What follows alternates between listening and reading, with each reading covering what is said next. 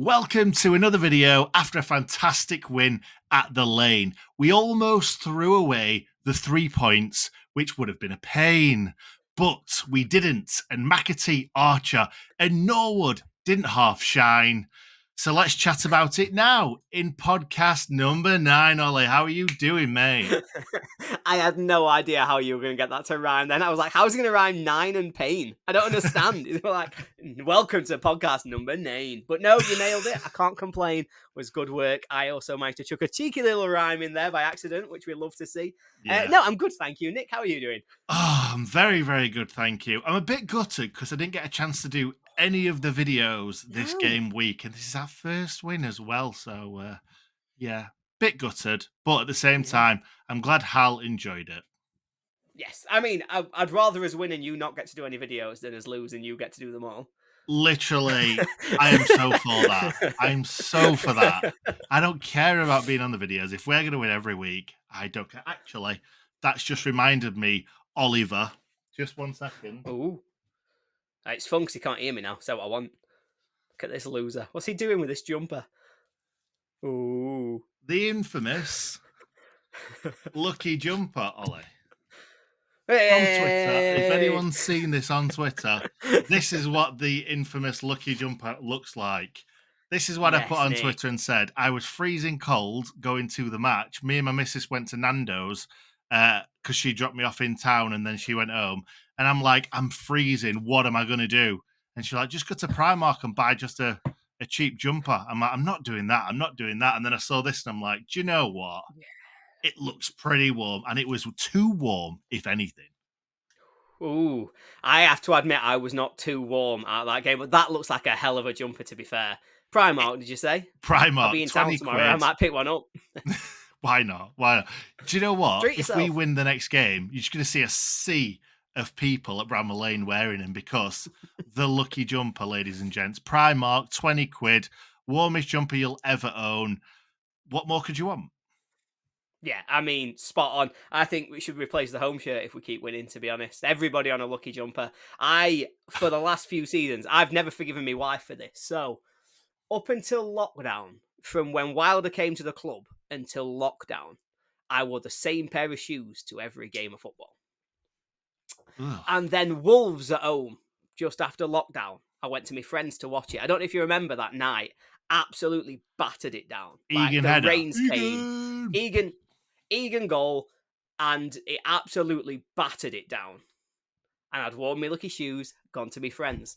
And I don't drive. And so my friend had been like, I'll give you a lift back if you want, but I don't really want to. And Fran was like, well, I will pick you up, but I don't really want to. And I was in a good mood because we'd won it last minute. And so I was like, you know what? Don't worry about it, guys. I'll walk home. Walked home, got home. Shoes obviously wrecked. And they are in a right mess. They got holes in. They'd been 5 years old. I'd worn them all the time. Absolutely battered. And Fran goes, right, let's put them in wash. Because that's the good thing to do. She puts them in wash. They completely disintegrate and fall apart. United then go on an absolutely awful run for 18 months from that point onwards. And genuinely, it could have cost me my marriage, that. I was fuming. Yeah. I don't blame you, game mate. we lost. Every single game we lost, I was like, do you remember them shoes? We've lost again today. What you're trying to say is if your missus didn't throw away your shoes, we could have been in Europe. Yeah, I think we would have been and all. It's not COVID's fault. It's Fran's fault. Fran's fault. She let us all down. No. She'll love that I've just told that story to everyone. And name checked her and everything. Oh, yeah, everyone should know. I want to see her get booed in the street. in the street. In the street. Well, talking about it throwing it down, it threw it down Saturday night as well, didn't it? But who cared? There's something. Nobody cared. Not me. There's something about battering Wolves in 90 plus whatever minute in pissing down rain. That in the really heavy rain. We'll edit that, Nick. No, I wasn't even thinking about that. I was thinking about you said battering Wolves when we beat them by 1 goal in both those 2 games. Yeah, but history is written by the winners, isn't it? You know what I mean? Yeah. Wolves aren't very good at Bramall Lane, are they? Wolves have got a terrible record at Bramall Lane. I was thinking about this. Even that year that they won the championship, we beat them at Bramall Lane, didn't we? Because Leon Clark scored. Big Leon scored 2, yeah. Big Leon. That were a good day. And Yeah, and Neves missed obviously a Neves penalty. missed a pen. Yeah. Yeah, there we go. We're in tune. We remember. We're in We've got tune. the facts. Come to Sheff United way for your facts, ladies and gentlemen, particularly about Wolves at home. Oh, actually, Wolves at home was the start of the decline, wasn't it, under Chris Wilder? It was where it was last game O'Connell ever played, weren't it? No. Did he play again? No, because I did research on this. It was the one after he played in the Did next he play again game. game after? Can't remember who it was. He Was weren't it fit, Villa? were they? No. Because he weren't fit against Wolves, and you could see it at the time because it was like his man because they scored off a corner, and you did kind of think, I don't think he's fit for this because I think that's his man, and he always heads that. He started picking up the always have a good injuries time against Wolves. the season before, didn't he? Because I remember back end of that season, he was out a few games. He didn't, after COVID, he must have done it during COVID, didn't play properly after COVID and missed the end of the season. And at the start of the new season, obviously had been rushed back in way too quick for him to actually be fit. And then we saw the impact. But I realised that we, at the Sheff United way, very clearly love to get as negative as we can as quick as we can because we've just gone from a fantastic winning record against Wolves to the end of Jack O'Connell's career. I'm pretty sure you definitely brought that up. You did. Well, actually, no. It sounds like a me thing to do. Actually, we were all high on scoring last-minute goals against Wolves, and I was like, well, actually, that was the start of the decline, weren't it? And then you jumped on and were like, Jack O'Connell's last game, weren't it? Yeah, you're right, yeah. So we did do it between us. It was a team effort in bringing us all down. Let's get us all back up, Nick, and let's think more about that fantastic winning record against Wolves in the last minute. Yes, let's talk about Brewster. What happened to Brewster in the game? Yeah. I'm only joking, guys. We will talk a little bit. We were going up, Nick. But let's talk about the starting lineup first and foremost, Ollie. How did you feel about that starting lineup?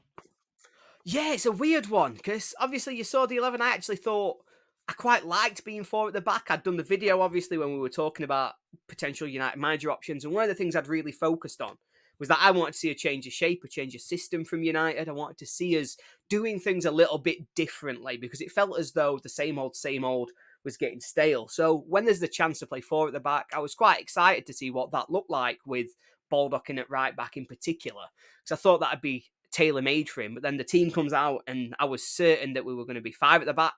I think for 45 minutes, God knows what we played. There were no structure or system to it. We just had 11 men on a pitch, not doing very much. But I do think, you alluded to it, I do think it actually helped us in the game. I think the second half, we'd actually sorted out our formation a little bit more. I think having 1 up front, 4 in midfield, 5 at the back really worked.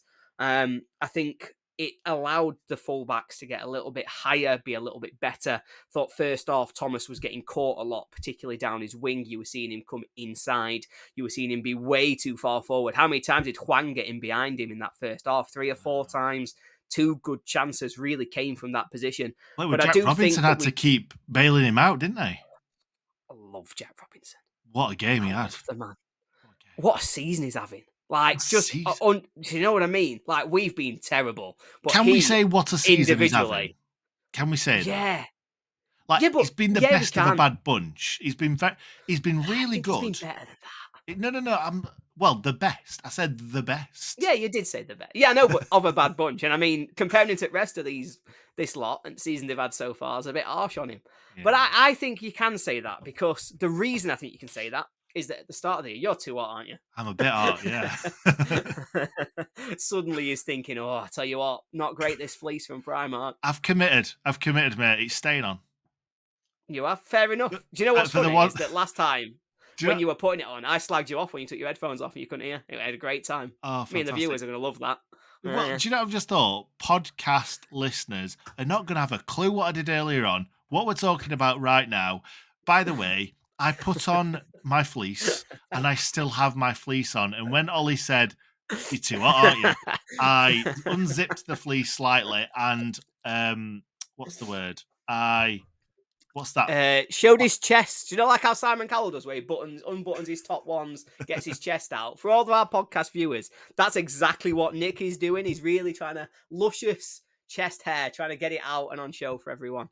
Yeah, I was going to say flapped my chest, which that sounds probably worse. So we'll go with show the chest. Yeah. Anyway, what were we talking about? Jack Robinson. What I was going to say is that actually, I think to start the season, a lot of us want to trust Ian. A lot of us were saying that Jack Robinson's not ready to make the step up, that he's going to be the liability in our defence. And so I do think you can say what a season he's having, because compared to the expectations, compared to the rest of the squad who we said the defence will be fine, he has been our best player so far. I think he's had a fantastic start to the year. And even though the rest of the team has been pretty poor or abysmal or whatever description you want to use, he has been brilliant, and I think he was brilliant again on Saturday. I think it was James McAtee that changed the game. I gave him man of the match. I thought he was outstanding when he came on. I think that change really did change the game. It packed midfield. It meant the defence was more secure. But yeah, Robinson always deserves a shout out because he's been class. Definitely. And I think in the past few seasons, especially last season in certain games, he has one absolute stinker. And then he has like 5, 6, 7 really, really good games. He's Mm. touch wood, he's not had any stinkers this season. So many players have. Maybe he wasn't great against Newcastle, but we're not going to put any sort of blip on his copybook for that one because they were all terrible. And there were a lot more defenders that were a lot worse than him in that game. So we'll not say that. But yeah, he's had some stinkers in the past and he's not had any stinkers up to now. So No. yeah, fair play, Jackie Longthrow and Austin Trusty as well, mate. Whoa. He's Yeah, I starting like to him. show. I always thought he was going to come really, really good, but he just weren't given any game time. I don't think he's had a No. bad game this season yet. Like Oh, against well, Arsenal, they gave him a admittedly, you didn't go to that one in Cup because he might have been a bright spark, but everybody had a bad game that day. yeah. You said that though, didn't you? You said that he was probably the best of a bad Yeah, bunch again. best of a bad bunch, but I that was a think really bad bunch. yeah. Oh, yeah. I think Nketiah gave him a bit of a runaround against Arsenal, especially that first goal where he was just like kind of all over the place. But yeah, they are world class players. Saying that, it's Nketiah at the end of the day. It's not world If class. he I love becomes the fact that what we've done there is that we've gone through the defense and we've gone, these have been great. They've had a fantastic time. And then for both of them, we've gone, well, don't count that game. why do we keep Don't doing count it? Newcastle. No, Don't but I count think Arsenal. what you've got to say is the reason why we're saying this is because it's like they've been fantastic in every game other than this one because you know there's gonna be someone in Yeah. the comments that'd be like, "Oh, what about when he played against Arsenal? He were Let's rubbish. not Get talk him about off. Get him Newcastle off." then. Yeah. I don't know So what that yeah, impression was of. I think we're just preempting the negative people in the comments. Um, Yeah. so yeah, so we were terrible in the first half. I actually said to my Awful. mate at half time that it was like Archer and Brewster had never even laid eyes on each other before because they did I, not have a clue. I know that they're it was not. awful. Have they played football together before? Have they started together? I mean, one of the questions I was Not. asking is, have they played football at all Yeah, before? Never mind together. they were so bad together, so bad. I I felt bad about it, but I was at half time. I used the term, "Is Cameron Archer just a Rhian Brewster regen?" And I was concerned because it felt as though he wasn't involved, he wasn't capable. But the second half showed us exactly what Archer is all about. Because put him anywhere within 30 yards of the goal and say to him, "Just shoot, kid, just shoot." Because he had one, obviously, straight after half time that looked like a peach of an effort. He's then put an absolute beauty of a finish in. I mean, just shoot, kid. Don't do anything else. Don't get involved. Don't do anything. Just shoot when you get the ball, and that'll do for me. I'll tell you, I missed that shot from Cameron Archer in the second half. Was it really first 5 minutes of the second half? What, first minute? It was First straight from minute. kickoff, yeah. Well, the reason why that was, I went to get a pie at half time and I came back, right? And I was holding the pie up and knocking it, and it was like hollow. It was rock hard. Do you know what I normally do with a pie? I grab it like that, put my hands around the pie, and I squeeze the top off, and then eat it out there, and then like sometimes dip it in, dip the top in. Anyway, I'm not against that, but that's not the optimum pie eating for me no, in it's not. Bramall That's Lane. why What I you do said it is because you, if it you was, top off, dip the top in, eat the top, and then eat the middle like a sandwich. yeah, no, I do that. I do that. Yeah, That's yeah, exactly that's the what way I you do. go. This time, could not do that because I opened it up. I eventually got the top off and it was black at the bottom. And don't get me wrong, I don't think any of these people that are serving the pies know about this because it's in a bag. So I'm one of these people. I don't like to use vouchers for McDonald's and stuff like that. I don't like to be that guy. I'd rather just not be an inconvenience to anybody and just live my life. I feel like that's a you thing to say. Yeah, it is. That is very much. That is exactly how I would be. I'm sorry. I'm sorry. It's a bit burnt, but don't worry. It's probably my fault. I have got warm Well, hands. well, that was it. I was trying to eat it. I was trying to eat it, and I'm No. like, "This is terrible. I can't." There was like a tiny little bit of meat that I could eat. Everything else was just burnt to a crisp. So eventually, after Mm. moaning about it for a while, and then everybody on my row saying, "Take it back, take it back, take it back," I'm like, "But, I'll try and eat it. I'll try and eat it." Eventually, I went back down, gave it to the lady, and she was like, "Oh, that's terrible. Here, here's another one." So I swapped it. Came back upstairs, and I just said, I love that. "Hoo!" which I assume was Cameron Archer hitting the roof of the net. To be honest, from your impression, I thought that was a dog asking for more food. But yes, it was a great effort, just over, just a back of the roof of the net, so it probably Yeah, never looked like it was going in, but still, good effort. yeah, yeah, and very much like Rhian Brewster, where gets the ball in and around the area and has got the confidence to shoot. Yeah, but I mean, one of them you believe might actually score. Man United, mate. Sorry, Man United, just dipping, I know, but swimming do you know shot. what it is though? I agree, and I got so excited when he hit that one against Man United. Genuinely, I right me see. Anybody sat around me will be able to confirm that I spent a good 10 minutes going, "Oh, Brewdog's gonna get one." Um, but I think I've had We're going to that be sort of talking about confidence. that shot for years to come. I will on because we paid 24 million quid for it, and that's all it's ever done. Mm. That's the one thing. Like that is all I've got to And hang my Blackburn. hat on. We'll always have And Blackburn. No, no, I won't have Blackburn because I missed the goal at Blackburn. I went and I was stuck outside with messing around with somebody else about a ticket. And yeah, I missed that goal. I just saw us lose 3-0 that day because I missed our goal and I was chucking it down with the rain.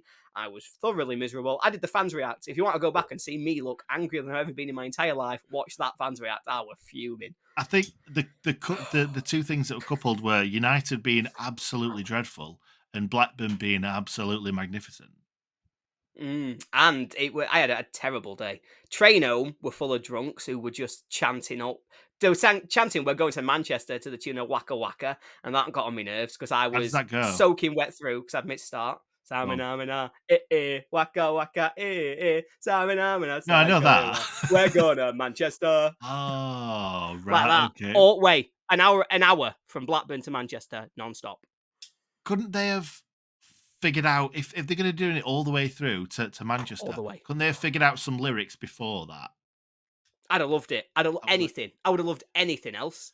Genuinely, if you could have, I would have taken if all of them would have just sang the actual words to Waka Waka and then just changed that little bit because it's a great song, probably the best World Cup song for me. But not here agreed. to get shot at. But it's a banger, Shakira, 10 out of 10 because that's an absolutely great song.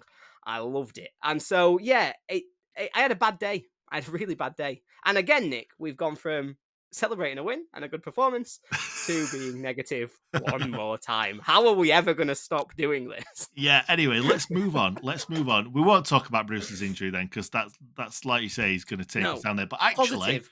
positive of Brewster's injury is that he didn't actually look too injured when he came off, and then he went sprinting down the line, didn't he? That sprint to celebrate that last minute winner. I Yeah. loved it. When I watched it back when I got home, all I could see was him at the back, like jumping on people.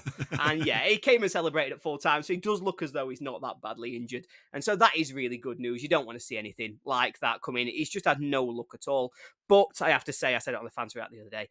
I don't want to see him in starting lineup anytime soon. I think if McBurney's fit, McBurney plays with Archer. If McBurney's not fit, then McAtee plays and we put 4 in midfield. And Ryan Brewster can have 10 minutes at the end. I was really shocked that you said that. Not because of what you said, just that you were being so openly negative about a Sheff United player. Yeah, it doesn't happen very often. Mm. And I've got nothing You personally got against worked Ryan up. Brewster. You I got did get worked up on worked the up. fans react. I did. I got worked up about a few things. I got worked up Yeah. about the ref a lot. I did. I was surprised at And that Danny 'cause Murphy. We're yeah, really angry at Danny Murphy. Yeah, I don't yeah, know what. yeah. I think I just watched it before I then went on the fans react, and I was like, and another thing about this bald man, right? Well, let's get onto that in a bit. Let's try and go in chronological order a little bit. Easy for you to say. So Cameron Archer's goal, absolutely fantastic finish. We've just speaking about it. Bit of luck. As I was talking to my brother-in-law, and I'm like, Cameron Archer's goal, little bit of luck, and he jumped in, and we're like, nothing lucky about that. And I'm like, no, I'm talking about the thing where it When their hit lad kicked it McAtee. against somebody else and it just bounced for him. Yeah. Yeah, it would. But that's the thing. We had a couple of bits of luck in this game, and we've deserved it because we've had no luck, and we have been in a lot of games. I know a lot of people said it. We've been in a lot of games this season, and we've not quite had that little bit of luck. Like at times when like Dallo curls the ball into the top corner, like that don't happen in I many know. games. That is probably not going to do that in the next 50 shots that he has. So like we've just had little bits of unluckiness, not good enough play from us, and very, very good quality from the opposition. So it's nice to get a couple of little bits of bounces for us. And that certainly was a really good bounce into Cameron Archer's feet. But do you know what? I thought he had a bit more pace about him. Maybe he just had in his I head did. the whole time, I'm going to wait until it kind of slows down and I'm hitting this. Because I thought he would have That's took that on and sprinted away from the other players. Yeah, I 100% thought exactly the same because when their lad were catching him up, I was like, is he stuck in treacle? Like, what is Yeah. happening? When he played against us last year, he was rapid, he was strong, there was no stopping him. But I think he had just chosen so early that while the keeper was wrong footed, he was hitting it. He was He going to was catch way him out of off, his goal as well, slightly weren't out of they? position, Yeah. and he was hitting it. And I think that's why their lad caught him so easily Mm. because he'd already made his mind up and he'd started steadying himself. And it is such a good finish. He hits it so well. Now, It's don't get me wrong. Like you said, there's luck involved. Keeper's wrong-footed. It's not like it's in corner, but well that so much power. But like you said, though, I don't think that's luck that the keeper's out of his goal. He's shooting because the keeper's out of Yeah, his goal. If the keeper's on his line, he's not hitting that from what no. 35, 40 yards, whatever it was. Because it was way outside the box. Oh, wait, that's 18 Yeah, yards. I'd have 25. gone 20 25 maybe. 25, yeah, Yeah, sorry. I was thinking he's the hit it box from was. his own penalty area. He's 95 yards He's away. hitting from outside the ground. It sounded like a cameo on that. But no, fantastic strike in off the bar. I think Hal said it in the either fans react or whatever. In off the bar is always better, and especially when it hits the bar and comes down like kind of on the line and back into the roof of the net. Oh, and I just want to bring this up. I'm going to bring this up towards the end because I've got a little section at the end when we talk about kind of like Twitter this week and the previous week and stuff like that. Just the fact that we have rinsed this win for everything. I saw somebody, which again we'll go come on into in that in a bit, Yeah, that said something like 32 tweets we've done about it. And I it'll be saw more than that. that. It'll be about 40, More. 45 by the time they're done. Yeah, and we are enjoying this one. And you know what? I'm all for that. Enjoy it as much as we can. I enjoyed it like we'd won't cut when it actually happened on Yeah, Saturday night. I yeah. went insane. I had a great time, and I hope everybody else did as well because I do think that this season wins are going to be few and far between, and so we've got to enjoy them. We've got to milk them for everything that they're worth. Yeah, yeah, we really do, mate. And yeah, it nearly wasn't a victory, was it? Because we conceded another goal, another late goal, 88th minute, and we only had 96 on the clock technically because we had 6 minutes injury time. So that gave us 8 minutes to score a goal. So it takes us sometimes it takes us more than 90 minutes to score a goal. So I did not see us scoring another goal after this. Did you? No. No, not a cat and mouse. I saw Wolves scoring another one. If I were being fully honest, I just thought it had been that kind of game where United have got ahead, but we concede so many late on that you just thought they've got one. They will just come at us now and they'll get another one. I know it was offside, but Fabio Silva did have a half chance and for some reason just didn't head the ball at all. He was lucky it was offside because if not, that would have been a sitter that he'd missed. But yeah, I 100% saw it being a Wolves win as soon as they equalised. And I was, well, for anybody who watched the fans react, I was fuming at the Wolves equaliser. I did not appreciate the referee's involvement in that one. No, no, not at all. We won't go too much into it, but I didn't realize this at the time what was going on and why Hecky got booked. I wasn't really like I was just Yeah. head in hands. I'm like, I can't believe we've done this yet again. And again, it was a Again, big slice of luck for Wolves, taking a big deflection. deflection off Bulldog. I've not seen it right from behind, so I'm assuming Wes is saving this before it takes deflection, because it takes deflection, goes kind of above him, doesn't it? So he gets a hand Yeah, to it. At the time, I'm thinking, how has Wes not saved this? But obviously, you it's realise the that it's took a, deflection that beats him, innit? and obviously it comes off Bulldog, who is literally Mr. Sheffield United. I think I put this on Twitter, that Bulldog's no longer a Southerner; he is a Northerner. He just is, isn't He's he? one of us. Like, he's one of But us. he's, I would say he's a Southerner third. He's one of us, then he's Greek, then he's a Southerner. Yeah. He's a Northerner more than anything, though, isn't Yeah. he? He really is. Like the way that the passion that he's got for the Blades is just incredible, and I think it's obvious that we're not at the levels we should be when Bulldog's not playing. Yeah, So it's great to have him back. Hopefully, we'll have him back for the rest of the season as well, and hopefully he's deflecting less balls into the back of his own net. and doing more of making the most of contact to win penalties. That's what we want to see more of. Yes, we want to see all of that. All of that. Yeah, we love it. And the thing was, as soon as he went down, I just knew that I'm not saying that he dived. He He didn't definitely was. dive. He didn't. He definitely didn't dive.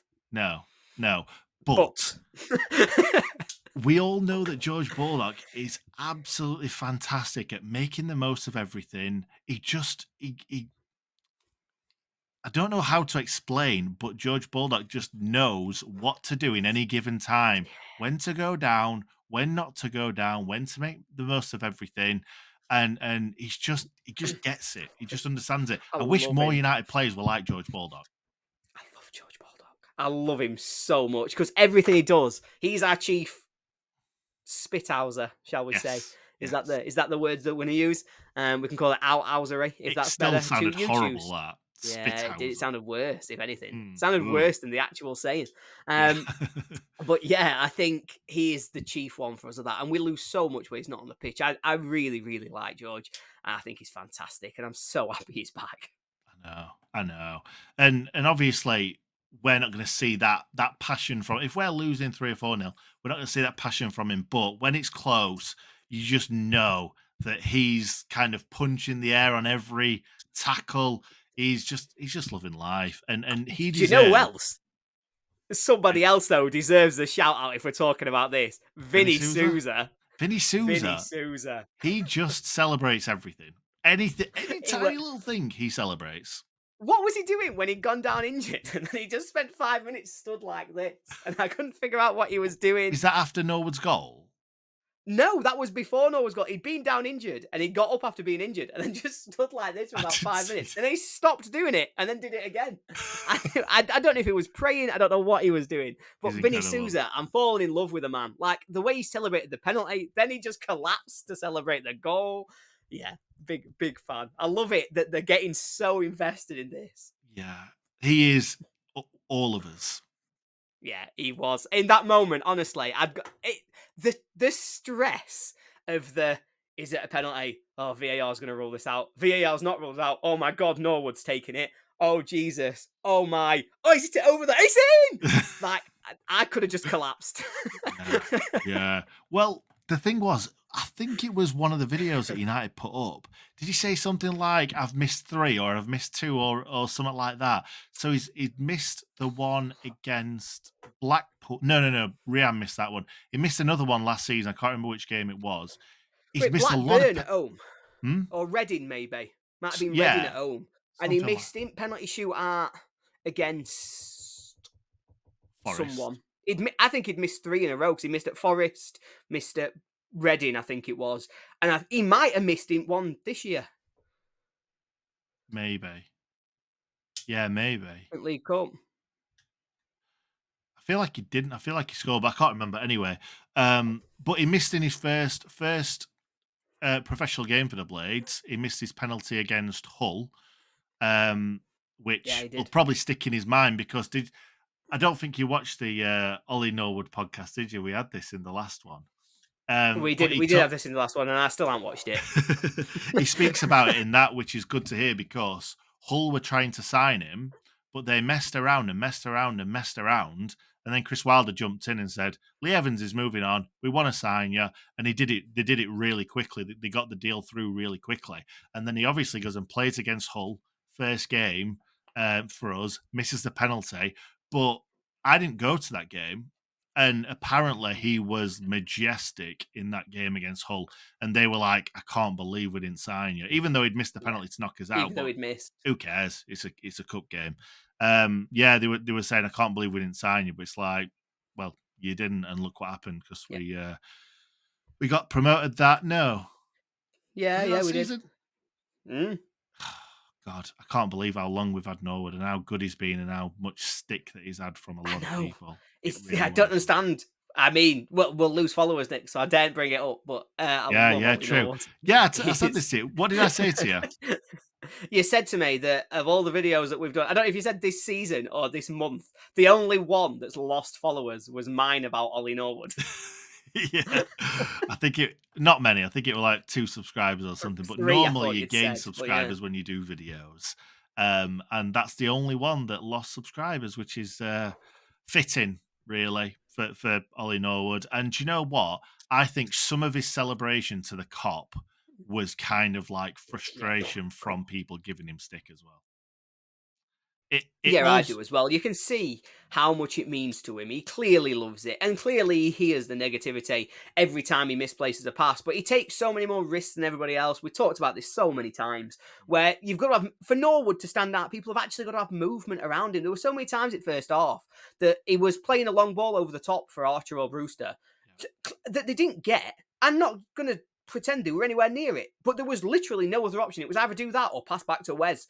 And there was no point in him passing back to Wes, because Wes would have then had to do the same pass that Norwood just tried to do and lose the ball. And he's not as good. And he's not as good. So it's so frustrating, and he must hear that. But you can see his passion. You can see he cares. He's captain on days like that. And yeah, I love the man.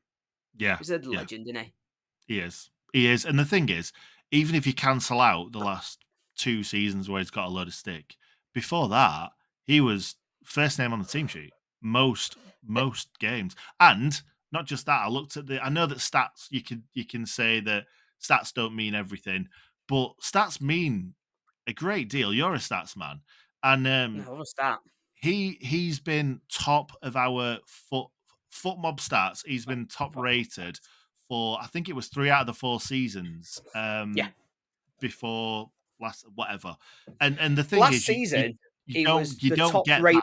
Yeah, he was last season as well. Last season, he was the top-rated player in the championship until Easter, I think.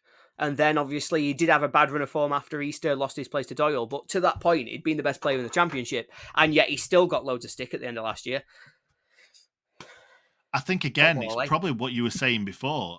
The fact that when other players aren't playing well around him and aren't moving as well, he hasn't got the outlet to, like, kind of... But sometimes, and you see it a lot, when Bulldog's not playing, he doesn't have that runner. And that ball, he's second to none for me. Yeah. It's so good. I love Bulldog, don't get me wrong. If Bulldog had a little bit better quality, that would work so much, because Norwood finds him probably 8 out of 10 times. Yeah, I know. And do you know what's fun, though, Nick? Is that, and I'm enjoying that I get to point it out every time. I like how we've once again have dropped into a little bit of negativity just creeping in right there. Let's move on. Let's talk about... So we've gone on about Bulldog, maybe simulating slightly. What annoyed me about bloody Match of the Day is that they said that 2 of them said, Gary Lineker, when he dived, and it was kind of muffled by somebody else talking, and I'm like, did I just hear that right? And then Danny Murphy said it, and Gary Lineker said it again. And the thing is, what I notice about pundits, they never say that somebody dived, just in case they didn't, because at the end of the day, unless the camera's perfectly in between the 2 players' feet and legs or whatever, you're not 100% sure that there were not contact there. So, and there was contact. There was some sort of contact. And if they Salah, never once, like you were going to make. If Salah goes down like that, maybe not Salah, because Salah's had a little bit of criticism about diving. Yeah, if somebody high profile goes Sterling. down, they'll be like, "Oh, great play that he felt the Clever. contact and went down," because that's what you get told to do these days. Bulldog felt the contact. Don't get me wrong; you could see him put his leg where he thought that the player was going to come in, and he's done that on purpose. Good. He's obviously good at that, and there's a lot of other players in the Premier League that celebrated for things like that. So Yeah. why does little old Sheff United not get celebrated for that? Because we're little old Sheff United and we're not good enough. We don't deserve to be able to go down like that. Not against Gary O'Neill's Wolves. Gotta love them. Poor little Gary O'Neill. They've had it so tough this year. Do you not know how tough they've had it, Nick? They've had so many difficult ones. Like, oh, don't your heart bleed for this team that's just they've had it so hard. And when they go to Bramall Lane and battle like that, they don't get any help from anybody else. They've only got them like millionaire backers who have bought them all these Portuguese internationals in Championship and paid for them to get Spain's World Cup manager from a few years ago and, spent all that money. And then they've managed to get £50 million for a player that they managed to sell to Saudi Arabia. Just poor little Wolves, man. Just feel so much for him. If anything, I think we should give them the point. Yeah. And not just that, Ollie. They had their best player injured for that game. They had... one injury.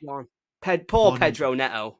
How is he supposed to get by without Pedro Neto, Nick? What chance have they got? All joking apart, though, I honestly think that that's one of the reasons why we beat them, because losing your best player sometimes completely knocks your duck off. And it does, I've talked to my dad about this. It takes about 10 games to recover, I reckon. But I think that's true. Like, quite a lot of the time you see it with, I don't want to bring back these memories, but when United lost Ched Evans, knocked us duck off completely. When Iliman Ndiaye went missing occasionally last season, knocked us duck off and we weren't very good. Stop looking like that. I know I went there. I apologize. But it just happens, doesn't it? And I think we kind of galvanized our team.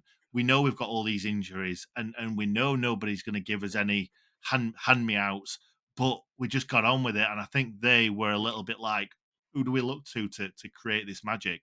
I thought Hwang were rubbish, to be honest. And I thought that Kolasinac as well, he's just a big bloke. I've got a really, really good mate who's a Wolves fan.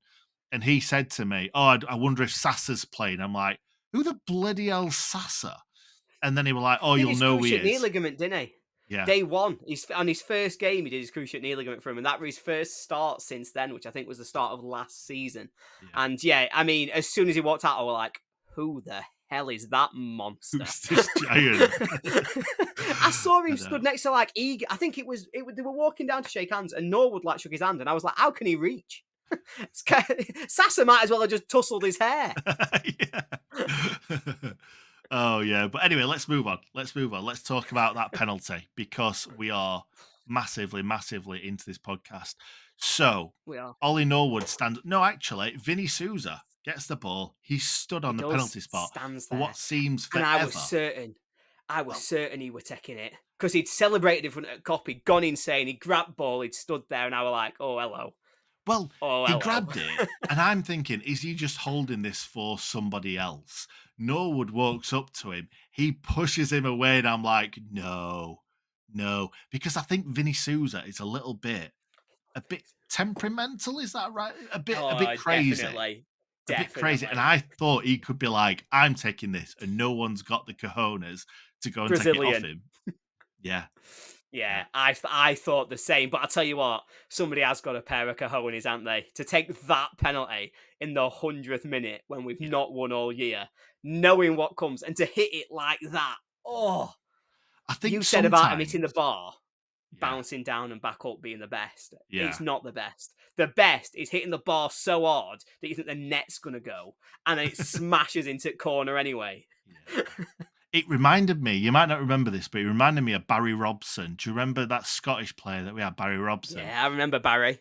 Do you remember the penalty that he struck that almost like put the net back into the Kop? It felt a little bit like that. I think it was probably very similar, because I think that hit the underside of the crossbar as well, and he hit it with an almighty thump. But yeah, Norwood, to hit that penalty, because I was thinking, Norwood, his usual penalty, every time he hits it, it's to his like to the goalkeeper's right, his left, Goalkeeper's every time right every low, time. hard, Easy save. and the Save. goalkeeper And obviously you'd went that seen it. way. Yeah. Yeah, he knew. Keeper knew what Norwood normally does. I knew what Norwood normally does. And I'm so happy that he didn't. And I was Well, so honestly though, I did think he'd missed. yeah. As soon as it left his foot, I went, Yeah. oh no. I Well, was so certain he'd missed. I think it happened so quickly. I didn't even get a chance to think that he's missed it or it's gone too high.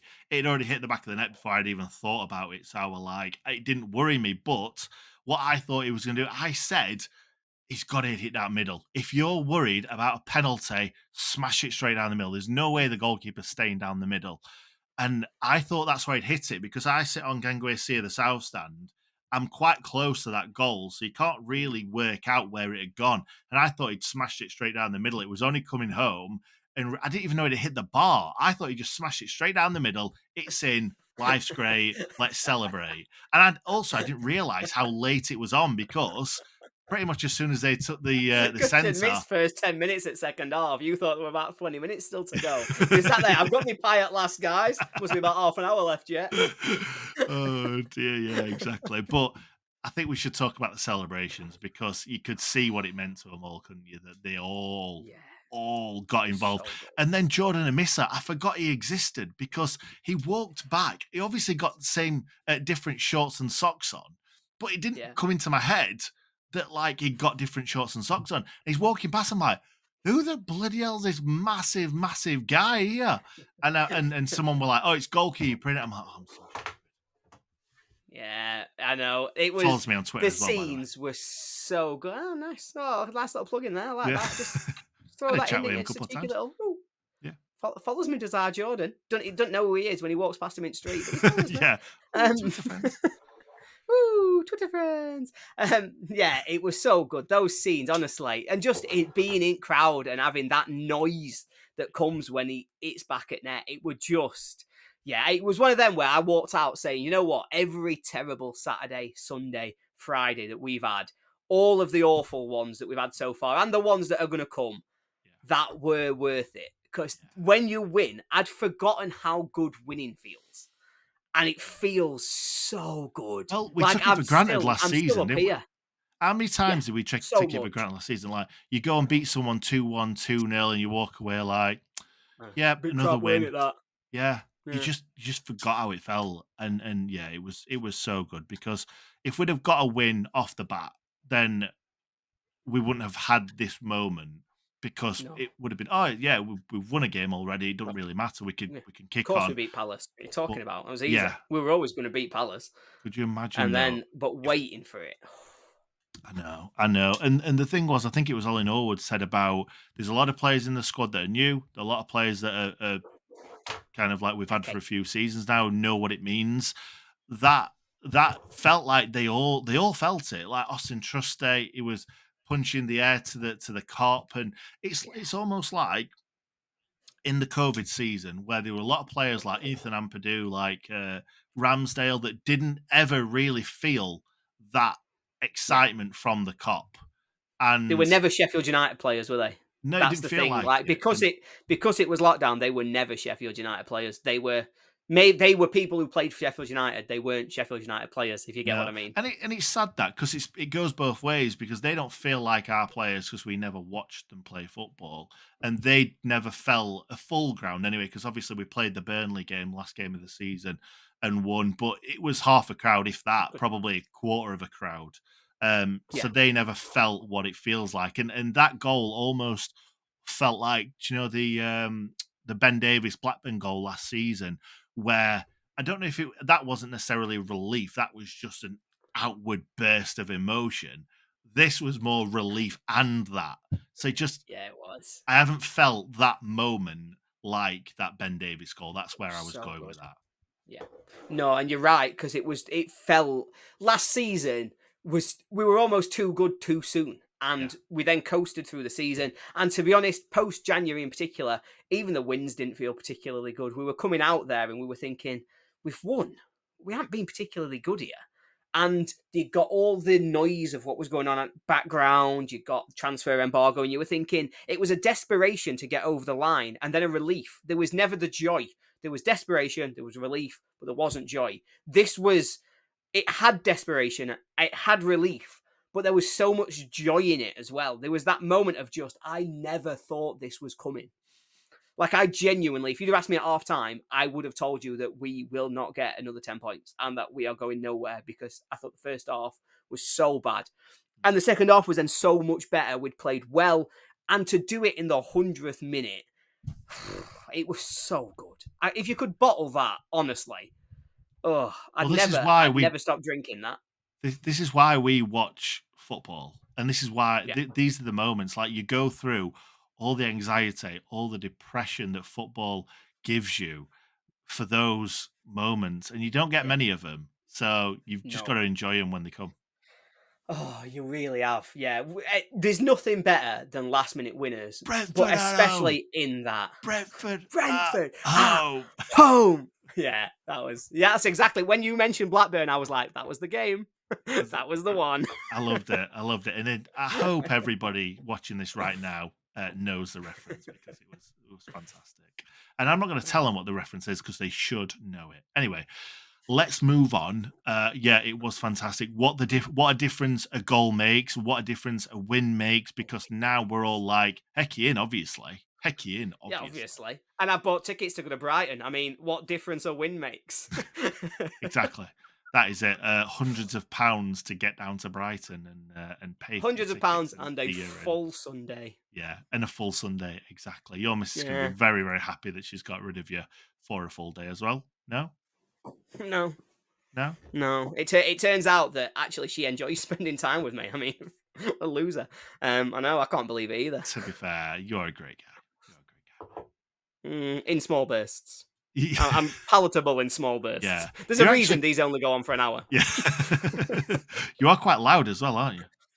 Really loud, yeah. Anybody who actually has met me, I am crazy loud. I am very excitable. And after about 45 minutes, you realise just how obnoxious I can be. No. Fun time, Ollie. Fun time. I love spending time with you. I would also love to spend time with you at the FCAs, but we'll get on with talking about that a bit later on. Anyway, let's talk now about the quiz. Let's do the quiz. Little bit like I reckon because we've had a win, every single person is going to join in with that quiz celebration. I know they are. There's going to be none of these negative Nellies that were like, ugh, let's do the quiz, turn it off. They're going to be every single person is going to be like, let's do the quiz, and everybody's going to have had a little dance break. Pause the video, dance break, guys. Woo! Yeah. Let's do the quiz. So, Ollie, as always, this is a themed quiz. This is the 8th themed quiz of the podcast and of the season, because Ollie came up with this rubbish one that a couple of people actually liked. It was a very Matt. You can't say that mine wasn't a themed quiz. It was a different style of quiz, but the theme was it was, and it was teams that get battered. 9 themed quizzes, 8 themed Sheffield United quizzes. Anyway, I gave you the opportunity to give me the biggest ever Sheffield United defeats as well. Don't say that I didn't treat you that day. I think that was one. Yeah, I don't think that was going to come out. I think you only said that because I was like, "Where's the Sheffield United?" I did panicked. Yeah, absolutely panicked. Panic. I googled it on live on stream. I think actually, if you go back and watch that, you'll see me Google quickly. Oh, what's the biggest Sheffield United defeats? It's the lean forward. That's when you know. That's when you know someone's Googling something. Yeah, this is a great one, Nick. Yeah. Oh, God. Right. So the themed quiz today is on penalties, because obviously we won our first game of the season with an absolutely stunning penalty for Mr. Sheffield United, Ollie Norwood. I think I've said Mr. Sheffield United for Bulldog and now for Norwood. So when the real answer is, of course, Chris Basham. Yes, and Billy Sharp. But Billy Sharp, not and Billy Sharp.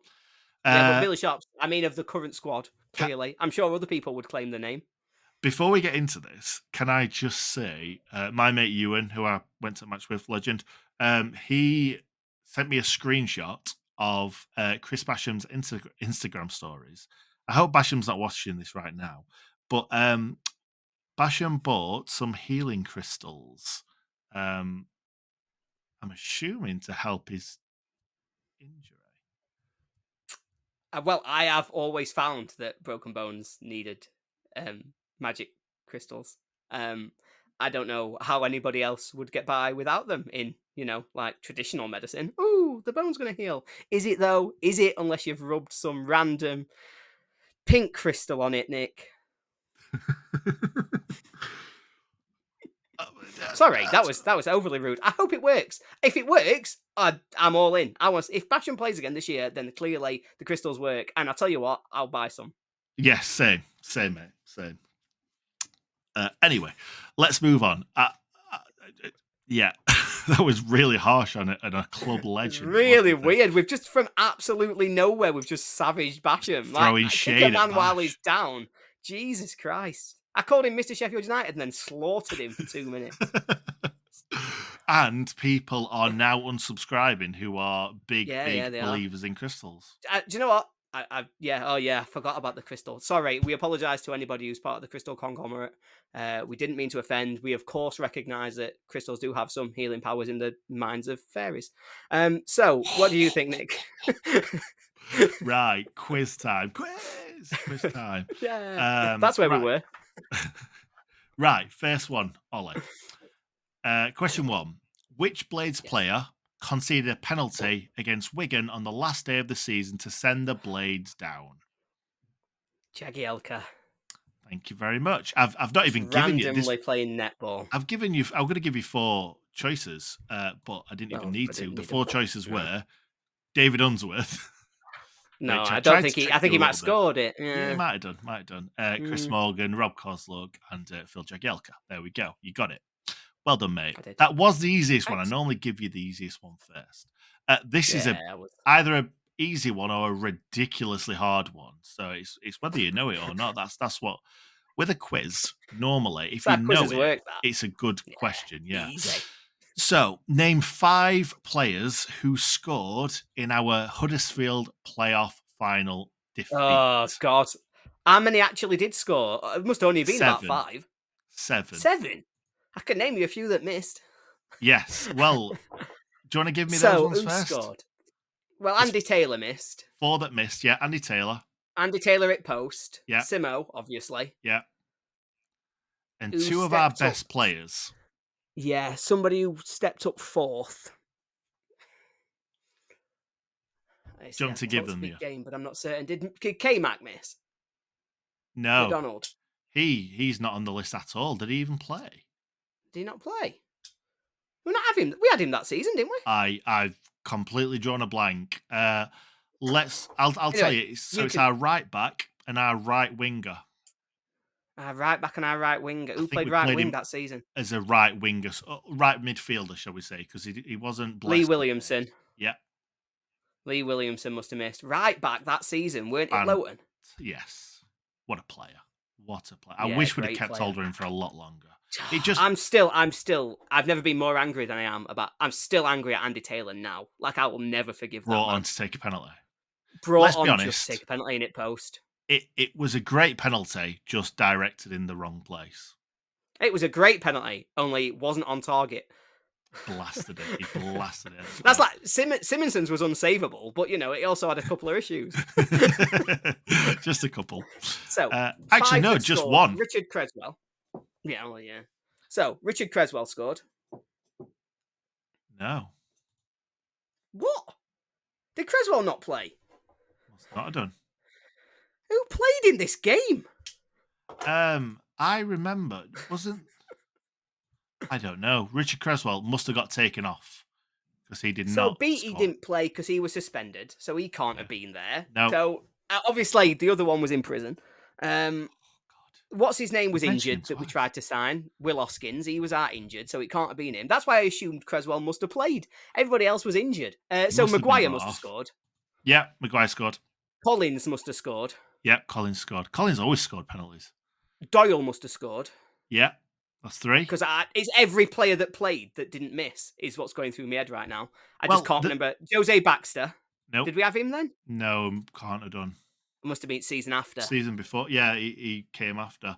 He came with Prince summer we signed back. Yeah, it was. I think he was the first signing as the Prince came in because we thought, wow, we've got a prince. We're going to be spending loads of money in League One. My Manchester City friend rang me in Gran Canaria and went, "Welcome to the Arab League," and I was like, "Yeah, we'll be there soon."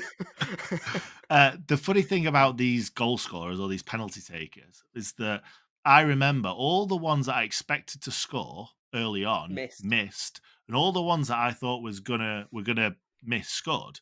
Well, we were So 2-0 up after 3, weren't we? yeah, So yeah. who would have took our first 2 penalties is, I suppose, the question, because they Well, both must have scored. Collins is one of them. Did Collins take one our first? Wow. So Yeah, Collins, because Doyle, he Maguire. always scored. We're running out of Collins time. ran up, Who played centre side footed forward? it every time. Who played centre forward that day? Well, I He don't must know. have I've not. scored. Hmm? Who did you just say then? I said he must have scored. Oh, he sounded similar So to the it name. sounds like must have scored. No, it Oh, I actually remember doesn't. Now that. you've said it again, it doesn't at all. No. Did Skoogle? Did we have Skoogle then? Nope. I genuinely don't know. I'm going to have to pass on last 2. I can't Okay, remember who played that day. so we've got Neil Collins scored the first, Chris Porter scored the second, Porter. Stephen Quinn scored our third Oh, penalty, Squinny. Harry Maguire scored our fourth. And I think that was when I was like, why is Harry Maguire taking a penalty? And now we know Harry Maguire is very good at taking penalties. Then Doyle. Then I this forgot is we'd one that still I will got Stephen always Quinn. remember for the rest of my life because he was the fastest man I've ever seen that had absolute speedboat, no engine. This is speedboat, no steering wheel, should I say? Not Yeah. speedboat, no engine, or he wouldn't be a speedboat. Was Michael O'Halloran. Michael O'Halloran. So I remember us fast. signing him, but I do not remember him doing anything good. I cannot remember a single positive thing he did, but apparently he scored in this penalty shootout. So He did. fair play to the lad. And finally, our last goal scorer that I didn't expect to score was, is it Matthew Hill? Matt Hill, yeah. Matt Hill, yeah. I don't know why. I kept having Matty in my head. I'm like, Matty Hill, that doesn't sound right. I was trying to think Matt who Hill. played left back, but then I assumed that Taylor had come on for whoever had played left back. No, I think he just got brought because it was literally the last second, weren't it? So he literally just got brought on for anyone. Quinn. I can't believe we had Stephen Quinn that season. I'd completely forgot. Did he break our assist record or something? Because he broke assists and Ched broke goals, didn't they? Yeah, he was great. He was fantastic. I remember him scoring against Wednesday as well at Bramall Lane. Of course. Yeah, fantastic. Yeah, so like I said, so Collins scored, who I didn't expect to score. Then it was Maguire. Doyle worried me a little bit. Michael O'Halloran worried me massively, and then Michael O'Halloran massively worried me. Yeah. I can't believe he at least played. They were an attacker. And Creswell didn't. And anyway, there's so many things on that day that just hurt to think about. The sun, that was one of them. It was a very hot day. Yeah, that hurt. Very, very hot day. Yeah. Seeing me dad properly broken hurt a little bit because, like, even he thought we were going to win at 3-1 or at 2-0. I think even he thought, like, even we can't mess this up now. When they missed their first 3 pens. Yeah. Well, do you know what broke my dad before that? Was Wolves 3-0 at half time. That's what broke my dad. Yeah, that were a bad one. Yeah, I don't remember whether or not that broke him though, because I was too young, really. I was only like 7 or 8. Oh, yeah, you're younger, aren't you? Yeah, I remember that, and I remember thinking, we're going to come back, because we always did that season. It was just before Istanbul, if you remember, and actually, you can draw a direct parallel between Istanbul and that, because United, the goals that they scored, United had the same chances and missed. Yeah. And so, it's flipping us around. But we had, obviously, the penalty miss, the free kick that hit the post, and Rob Page missed open net off a corner. And you kind of looked at it and went, that's exactly the 3 goals Liverpool scored. Yeah, we could have got back into the game. We really could have. Yeah. And yeah, there were funny goals to concede as well. But anyway, we move on. We've had 2 questions in the 10 minutes of this quiz. Yeah. Right. So question number 3: which player scored our winning penalty against Coventry in the FA Cup quarter-final in 1998? I don't know. I know that Alan Kelly was the hero, but I don't know who scored our penalty. Yeah. Well, I'll give you 4 options. We've got... In my defence, at this stage, I'm 3 years old. Let's just put this in context. No, completely.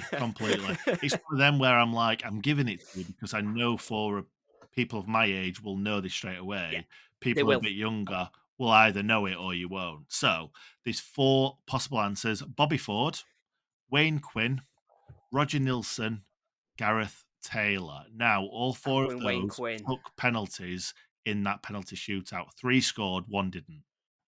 I think I'm going Wayne Quinn. Wayne Quinn. Final answer? Yeah. Final answer. It was Wayne Quinn. Do you know what?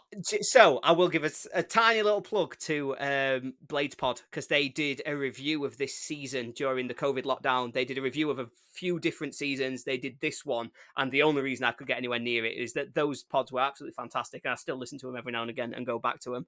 And this was one of them, and that obviously materialised in the back of my brain. Yeah, not the podcast that we did with Wayne Quinn on this channel and spoke about that. Well, no, that's obviously detail. also a great podcast, but clearly that's not what had crystallised in my mind. Edit, move clip. Yeah, fair. So there's a podcast that I need to plug, and of course, Wayne Quinn on this channel. Well done. Good save. Right, okay, so question number 4, mate. This one is a pretty hard one, so I'm going to need you to run through it as quickly as possible, or just say Ole. Yeah. Say Nick. I don't know. So last time Sheffield United won a penalty shootout was in 2015-16 against Hartlepool. We've had a lot of penalty shootouts since then as well. I want you to name 3 out of the 4 scorers in that shootout. I don't even know who played Hartlepool in 2015-16. Were we in throw League names 1? at me. Were we in League 1? Yes. 15-16. Wilder? Year before Wilder, I think. Year before Wilder. Right, that's the information I need. So, yes. Billy. Yes. Must have scored. Yeah, thank you. That's good. One in the bank. Yeah. Did Dean Hammond score? No. I'll give you another 5 guesses. Martin Wolford. Missed. So I'll give you another guess for that. I'll give you another guess. I should have known that he'd have missed. I mean, I'm running out of plays. Michael Doyle. No. No? No. Hell. I'll give you another 4 guesses. Another 4 guesses. I can't remember team. This is the main issue that I've got right now. Is Jay McEverley. He scored. Yeah. He took penalties. I remember scored the final penalty. He had a good shot on him, to be fair. Matt Doan? No. You can tell that I've blocked out most of this season. One more. Jamie Murphy? No. Had we sold him by then? Skugel? Yes. No. I'll give you one last guess, and I'll say the last 2 that you don't have are both strikers. He might have been banned by this point, but I'm going to say him anyway. Baxter? Nope. You're done. You're out, Ollie. You missed out on Michael Higdon. Come on. And Sparky McNulty. Oh, Sparky. Yeah, I should have got McNulty. I would never have got Michael Higdon, unless the question was who got sent off more times than he scored for United. And then I might have got Michael Higdon. Choose Darius Ennis. Michael Higdon. Okay. Yeah. No, Darius, we love you. He scored loads of goals for us. I did like Darius. And finally, question number 5. Between that Hartlepool game and now, we've lost 6 shootouts in a row. Name 4 of those 6 shootouts. We've spoken about some already. Notts Forest, yeah. Do you see, this is what's embarrassing, is that I went and I can't remember who we played earlier this year. We're at Lincoln. I don't have Lincoln down. That we played this season in the Carabao? We did. I don't have Lincoln down, so I'll give you that. It was not on my list. That must have been. Yeah, it must have been before that. So yeah, I'll give you Lincoln. So this must have been number 7. Yeah, so Lincoln, Forest.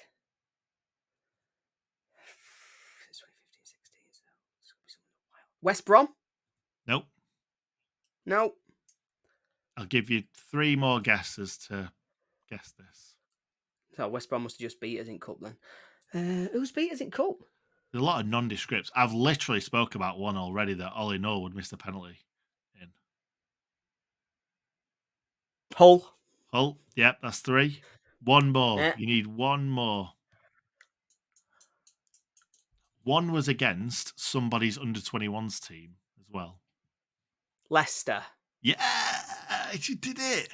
That's 4 out of 6. We've also 4 out of 7. We've also got Southampton, where Ollie McBurney missed the deciding penalty. Oh, that's when Wes made that save, innit? Yeah, that incredible Che Adams, incredible Che save. Adams, yeah. Yeah. Burnley was, I believe, either in the COVID season or was it? But when I said West Brom, I meant Burnley. It were Yep, COVID season.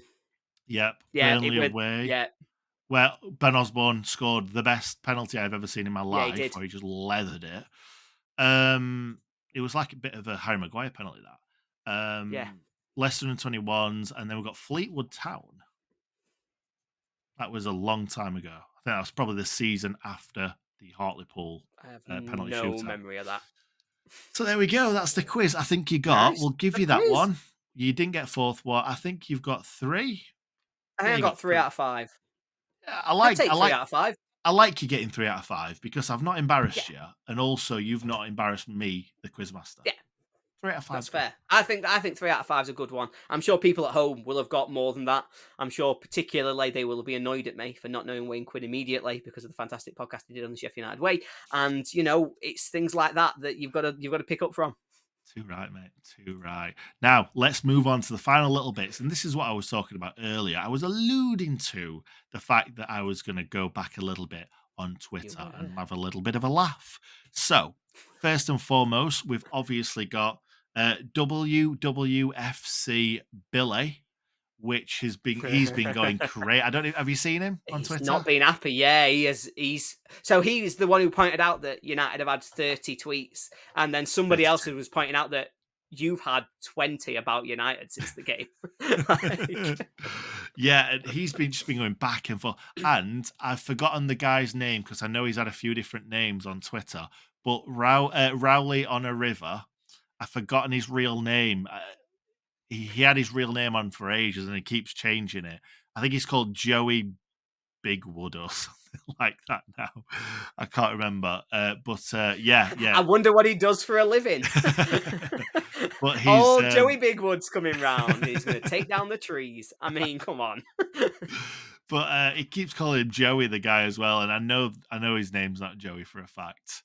No, that's been quite funny. They've been going back and forth so much. And do you know what? I've got a few mates that are Wolves fans. One being somebody that you absolutely fangirled over, Mr. Dave Azpilicueta. I don't know how you say his As a surname. party, man. As a As party. a party. Sorry, I just call him Dave because he's a mate of mine. Dave. Yeah. Yeah, well, you would. Yeah, I call him Dave as a party because he's a Football Manager content creator that I really enjoy. Yeah, legend. He was on our Fans React, and also I went on his channel Talking Wolves as well. Very, very good channel. I've also got a really good mate, as I said earlier on, who is a Wolves fan I used to work with. So I like Wolves. I've got a lot of time for a lot of Wolves fans. And actually, even though they've kind of bought their way up to where they are, I've quite enjoyed watching Wolves over the same. I mocked them a lot earlier, and I do feel a bit bad about it because they have been really hard done to, and they are actually. I quite like them. I would just playing character, weren't I? You know what I mean? exactly. I was angry at the time. I've No, calmed no, no. myself down now. Turns out that feel a bit sorry for Gary O'Neill. He's a nice guy. If only he could have a bit of luck, I think he'd do a really good job. This is another thing that I was going to have a little bit of a laugh about earlier. So funny how everyone's like, Gary O'Neill, the greatest manager of all time, Monday Night Football, showing how he beat Bournemouth. Yeah. They then go and beat, or might have been before, drew with Newcastle. Man City, beat Man City, then drew with Newcastle. Can't beat little old Sheff United. Can't even get a draw against little old Sheff United. And actually, Wolves were absolutely dreadful in this game. They were crap, really bad. And he's moaning about this penalty. Actually, should be looking at his own team and realising how crap they've been. Yeah, he should. I mean, there's a lot more things wrong with this game for them than that penalty because they were rubbish. And when we can make you look rubbish, then Jesus, you've got problems. Definitely. A couple more things on Twitter that was funny this week. Yesterday, I had to point out to Jimmy on WhatsApp that he got done by a Gus Harmer impersonator, which was quite funny. But it wasn't just Jimmy. It was so many people. Like, when I see something like that, the first thing I do is click on the profile and see how many followers they've got. And he had 122, and he had a Twitter account for over 2 years, 2.5 years. Gus Harmer is going to get more followers than 122. But then I In looked 2 back years. later on. Yeah. And then I looked back later on. He got like 200 and something. So it's like, guys, can we have a chat about the fact that this is definitely not Gus Harmer? Do you know what, though? How silly are we going to look when this is Gus Harmer? And he's just keeping a low-key profile. But yeah, I mean, we've all been baited into things like that once upon a time. We've all fallen for it. But yeah, it is a bit of fun. What else I found really funny as well, Zbat or Zbat, I don't know which one it is, Deadbat's son, he tweeted back saying something like, yeah, there's no way this is the real Gus Harmer because he follows Sheff United way. And it's like, harsh, but it was really funny. It was really funny. I'll give him that. I'm going to say he's got a point, though, hasn't he? He's got a big point. He's got a big point. I tell you what, though, I reckon we should message him and see if he wants to come on channel just on the off chance it is Gus Harmer. Could you imagine? Do you know what? That's how we get him on. Me and Hal did this with Paul Pescasolido. He had about 2,000 followers when we were speaking to him, and messages going back and forth. And I think you were like 5 minutes late to the podcast that we did with Pescasolido. Me and Hal sat there like, this isn't him, is it? It's just going to be some random dude that turns up and be like, sorry, I've catfished you. That guy they were, that taxi driver on BBC who's there like, hello? I think my favourite bit of content that I've had over the last few weeks was, I think it was Barnsley fans who had obviously won a couple of games. And they'd been ringing up Radio Sheffield and getting lots of the, I think we might be the best team in South Yorkshire because Sheffield United, they're rubbish, aren't they? And it's really funny that obviously our version of rubbish would be their best season in their history. It really reminds you of what the levels are to this game. Yeah, that's very true. Very, very true. Oh, bless him. Bless him. I actually feel more, because growing up, Barnsley were always better than Rotherham and Doncaster and all these other teams round us. Let's ignore Wednesday, because obviously us and Wednesday are big rivals. After that, after the Wednesday rivalry with United, I think Barnsley are the next rivals, because when I was growing up, Barnsley were better than the rest of them. And they were in, like you say, Premier League at one point. But, yeah. They did so well. I think for me, Barnsley are... I agree they would be next in line, but it's because they are so much like Wednesday. Wednesday, Rotherham, though. Yeah, I know they are, but I think that's because I think that Barnsley are like Wednesday. I think the people, like the fans, get so Billy Big Time over nothing at all and get so carried away and think they're amazing and have this God-given right to be good. Whereas I think us and Rotherham are a bit more like, well, you know, we're used to being crap, so it'll be all right. Oh, it's nice that we've won a couple. I think you're probably right. I've never even thought about it. I think that's it. I think that's exactly how it is. And then there's Chesterfield that sort of sit there in the middle and nobody cares. And everyone's like, oh, look, Chesterfield are there. Oh, well. See you later, guys. But people didn't care once upon a time. Yeah, well, I think when they were above us in the league, we cared. Like, again, I don't care about Rotherham. I don't care about Doncaster. I don't care about Chesterfield. If they're above us in the league, I care a lot because that's a sign of how far we've fallen. And that's the because reason. If they're ever above us, that's a problem. And that's the reason why Wednesday and Rotherham have such a rivalry these days, because Rotherham are better than Wednesday. Always better than Wednesday, yeah. It's consistent that they're better than Wednesday. And tell you what, that's why this win feels so good, because we can go back to just laughing at Wednesday, can't we? Yeah, we can. We've won a game now, and so we can go back to focusing on the fact that they're terrible. Just as bad as us, but we're in a better league. Yeah, they're just as bad as us, only we'd be having the best season that they've had this century. So, you know. Right, let's move on very, very quickly. I think it's two more things I want to talk about. First of all, Paul Hopkins. Have you seen this bloke having my life on Twitter? I haven't. Have you been done? Have you been done on Twitter? So I can't remember which one it was now, but if you look at his replies on Twitter, all it is him saying that I'm a Wilder lover. I've got no idea where he's got this from. I think he's either trolling me massively or he's got me mixed up with Jimmy. I was going to say, I think he thinks you're Jimmy. But Jimmy's been involved in this as well, and because I tweeted something ages ago saying, I can't remember what it was, but it was something like Wilder's not the man to take us forward, something like that. However bad it gets, Wilder's not going to be the man to take us forward. I think I said something like that. And he said something about me loving Wilder in a different tweet. And I just forwarded that back to him. And he just kept saying, "You're a Wilder lover." And it's like, just look at that tweet. So I think he is massively trolling me and having my Yeah, he is. life. And I have fallen for it hook, line, and sinker so many times. And he keeps doing it. He keeps doing it. It was, I put out the Fan Hub 11. It was a bit of a joke. Reece Harrington Davis in there and a misser in the goal and loads of injured players. Just had a bit of a joke. And he put, I'm surprised you didn't put Wilder in there because you're such a Wilder lover. And I'm like, it was triggering me so much more than it should have been. But I think he would describe this as rent-free. I think. Yeah, rent-free. 100%. And also, how much time have you just given him now in the podcast? You know what I mean? You're not just. But I think you've not just given him all the Twitter. You've given him everything. He deserves it, mate. Fair play. He did a really, really good job on me. And finally, I just want to say before we leave, not this Thursday coming. The next Thursday is the FCAs, and we are up for one big ass award that we've got no chance of winning because we are in the Premier League, unfortunately. Yes. One thing be impossible. One thing that I want to say about it as well was I said to Ollie, "You are more than welcome to go." I gave up my ticket for Ollie, and Ollie said, "Yes, I will go." Only for a week or two later to say, "Actually, Nick, can you go instead?" Because where are you going, Ollie? I have got Hamilton tickets in Manchester. So I'm off to see Hamilton instead.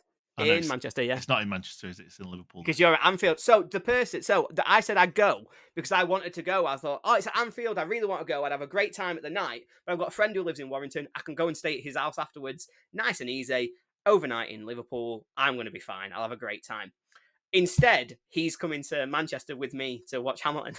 So I'm still going to do the exact night I'd got planned, only not going to the FCAs beforehand. And, this all came about because the big boss at work, the national, what's she called now? Don't think she's the regional schools commissioner. Whatever she's called now, has moved house to Darlington and has said that she doesn't want to travel to Manchester for Hamilton. So she was selling her tickets. And I was like, yes, please, baby. Not quite like that. She's my boss. I was like, please, can I have the tickets? Please. I'll do good work, I promise.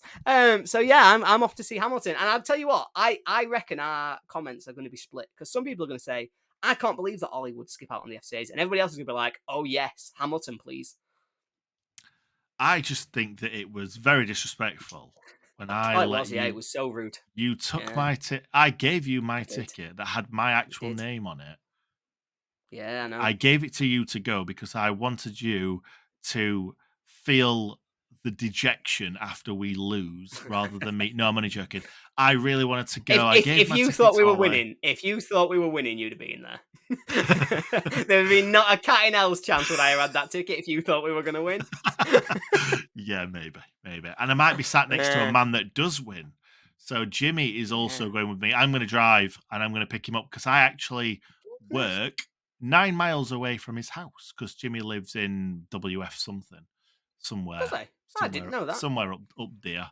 Yeah, so I'm picking Jimmy up straight after my work. He's got the day off, and we're going to have a lovely, lovely day/evening together. That sounded really, really weird. Like we're going to spend a night in a hotel together. But we're not.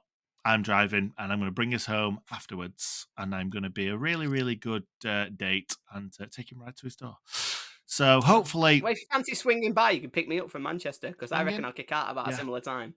Okay, yeah, sounds good. I'll do that. Cheers, Go on. Yeah. I'll let you know where and when. Mate, I will do that. If we win, I'll do that.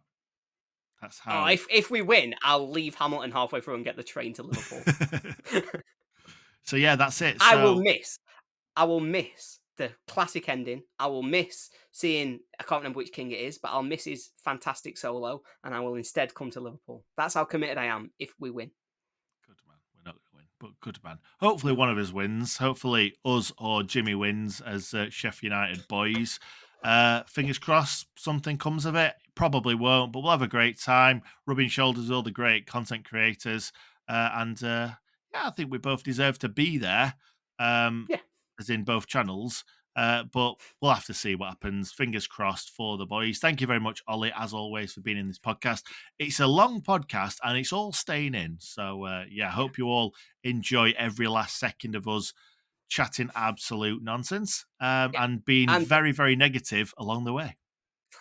yeah, and they'll learn that at about an hour I became unbelievably obnoxious. In the last 20 minutes, you thought, oh, God, get him off. And you'll understand what I was talking about earlier. Exactly. And I've kept on this jumper all the way through and I'm sweating, so I'm going to have to go and have a shower. Thank you very much for watching, everybody. And we'll see you for the next one. Cheers, guys. Sick.